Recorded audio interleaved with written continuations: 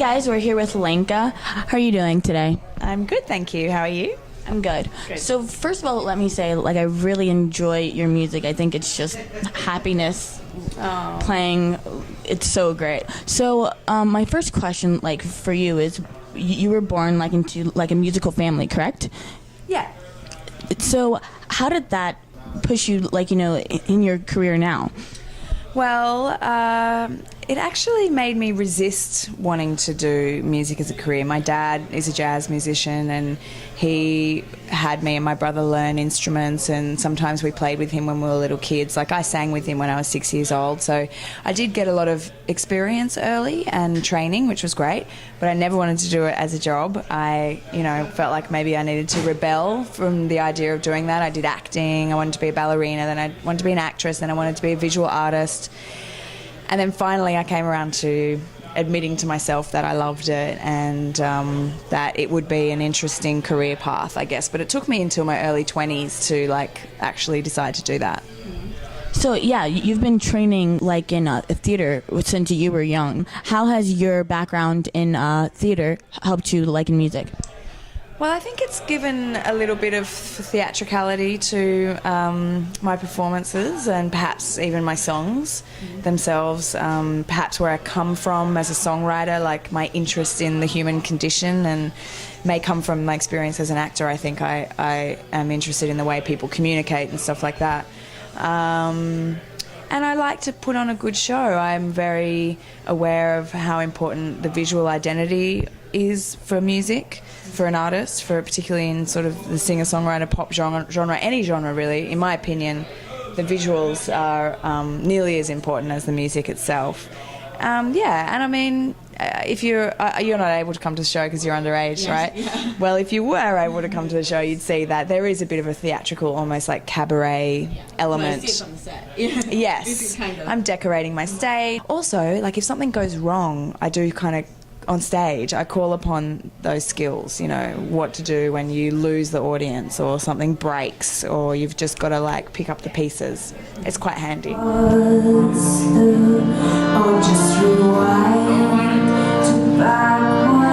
were inside of a group, the Dakota Ring, right? So I have to say that I loved your songs in for the Somersault. I have to say that I love. Have you seen the movie? Yeah, I did. I loved the movie. I listened to the soundtrack. Yeah. But how did that whole opportunity come about? And how did that... Well, when I was about 23, maybe a bit old, 24, maybe 23, that's when I started to put out the feelers and go, I want to do music, and I was mostly in an acting community, so I just kind of asked everyone I knew, hey, do you play music? Can we jam together? Can we try writing a song together or whatever? And I was getting my own skills better at the time too, and this guy that I met, that I knew, was a drummer, and we jammed together for a while, but then he was like, hey, I'm in this band and we're an instrumental band, but we need female vocals for a movie score. Do you want to give it a go? And I was like, yeah. So he sent me the music. It was already complete. They'd already written the score, and I just tried. In fact, the director gave me some some poems of hers that had the kinds of words, the kind of atmosphere that she wanted, and then I went ahead and wrote this song, and it was a big success. The movie was a success. The soundtrack won awards. The song won awards. We toured a lot. It became a radio hit. It's very indie, but it was really popular, and I learnt so much from that experience, and I guess it's what gave me some legitimacy as an artist to then... Well, then we came to America, and we went to the South by Southwest Music Festival as a band, and that's where here in America was where I started to want to explore doing solo project. So when did you finally say, well, I need to start doing my own thing? When do you think was the turning point? And listening to your music now, and from, the show, I mean, it's still kind of the same Lenka, but it still has kind of changed. How have you found your own sound? Well, funnily enough, I think if you listen to that album Somersault and that Dakota Ring music, my current album Shadows is more similar to that than to the two albums in between. Well, the first part is it happened gradually, my drifting away from the band, but the catalyst was coming to America. Great movie starring Eddie Murphy. No, I guess I wanted to do more vocally driven music, and in decodering the vocals were only as important as the guitars, if not less important than the guitars. And I was like, I kind of want to like tell some stories and, you know, really do songs with big choruses and stuff. So I just started writing with people, and then I signed a publishing deal and a record deal, and that was with a major label. So they didn't really push me, but they were very happy if I was to provide more commercial songs that could get on the radio. And that's what I wanted to do as well. And this is like the time when like Feist was quite big, and the sort of indie pop, girl pop actually getting legitimate hits on the radio was like a thing. It's kind of changed now, but so I was right in the middle of that. That was 2008. And then my second album, I was trying a bit more of an electronic sound, trying to be a little more dancey, but my relationship with the label wasn't so great around that time, and we were disagreeing, and it was a bit sort of clunky, and we couldn't really get that much stuff done. It was like awkward. And then now I'm independent, so it's sort of just liberated me to just do whatever I want, because I'm completely the boss. Unfortunately, it means I have to pay for everything, but you know, it's up to me what kind of music I want to make and how I want to release it. So yeah, I guess I took the opportunity to do something a bit more unusual and not so radio driven. It's an album for sleeping and dreaming, and that is not a commercial concept, but I just always really wanted to do that, and I just had a baby, so it was the right time to do it.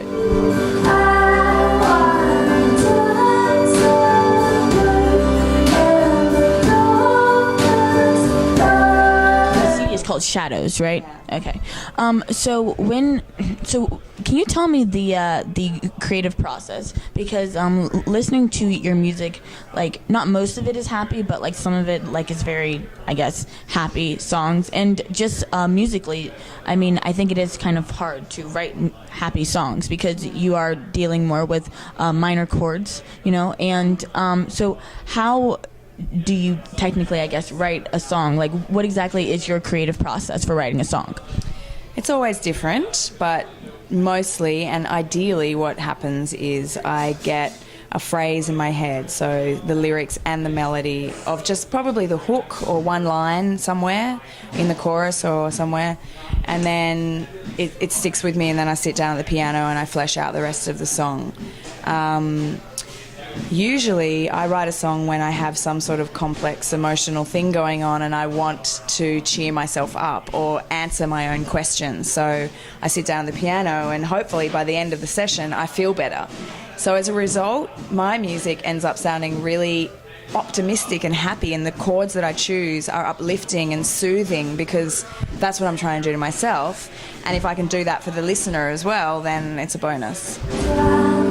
Like I hope tomorrow will come and fall like a star that knows its time is done as it soars through the apple of the way. For young people that want to be singers or that want to just create music in general, what advice could you give them? Because this series, like, it's about get out while you still can.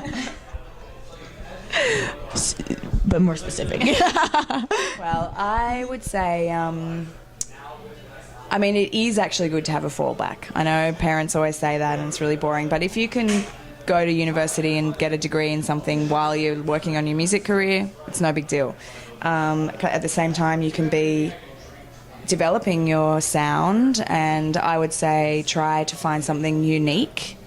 Try to be writing your own songs, because in my experience the money is actually coming from the writing, particularly for an artist like me that gets placements on film and TV. That ends up being really what you live on, unless you're, you know, Rihanna or something and she doesn't write any of her songs, but the money comes from the massive stadium tours. And yeah, I think find something unique, get really good at it, and then show the world any way you can. And the current way to do that is to hit the blogs and, you know, that can't just find the internet things. I would say you need a strong visual identity. You need to make lots of fun little videos. You need content. Somebody said to me once when I first came over here. Oh, we were not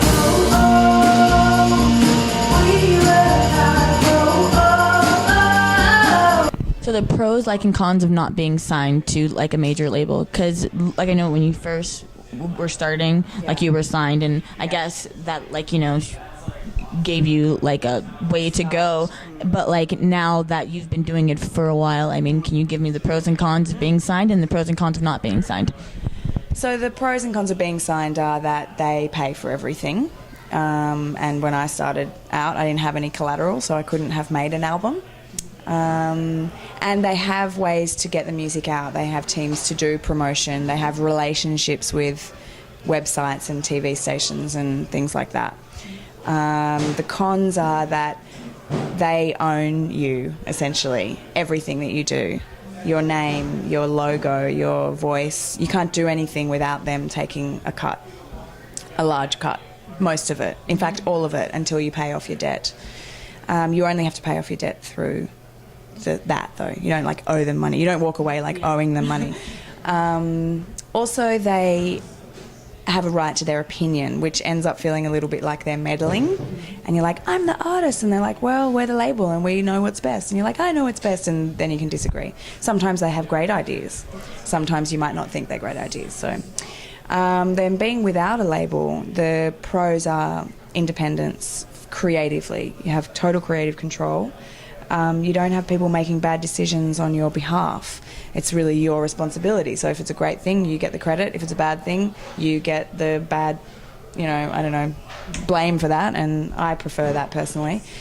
You can choose the way that your album is put out. Like, major labels will always go for commerciality, and I felt like they went a bit too commercial with me. I was like, oh, you really want to do that?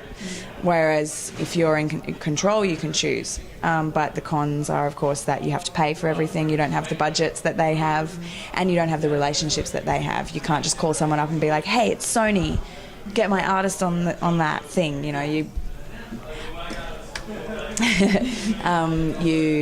have to figure that out for yourself. But nowadays, a lot of people are independent, what would you call it, like contractors almost. So the exact same people that were working for me when I was signed to a major label are still working for me, but I'm just hiring them on a 3-month basis to work the album. So the label system's kind of breaking down. Everything's changing. Everybody's trying to figure out what's going on. It's a choice, I guess. If you want to be a big star, you're probably going to have to go with a label to get that support. So, something that you would like your fans like to know, something that they don't know about you that you would like them to know. I don't know if I would like them to know this, but I was no one really knows, but I was saying to my band today that I wear men's deodorant. Do you? I don't know why. It smells better. Yeah, and it lasts longer for some odd reason. I don't know, I wear it too. Sisters in men's deodorant. I prefer the smell because it's not so like soapy. Yeah, it's like flowery soapy. Yeah, exactly. Whereas men's deodorant's just kind of like subtle. So there you go. All right. So something that you want to say to the viewers before we close out? You guys are all special, unique, beautiful people that deserve the very best in this life. Be good to one another. I love you. Okay, thank you so much for hanging out with us. Okay, bye guys. Bye.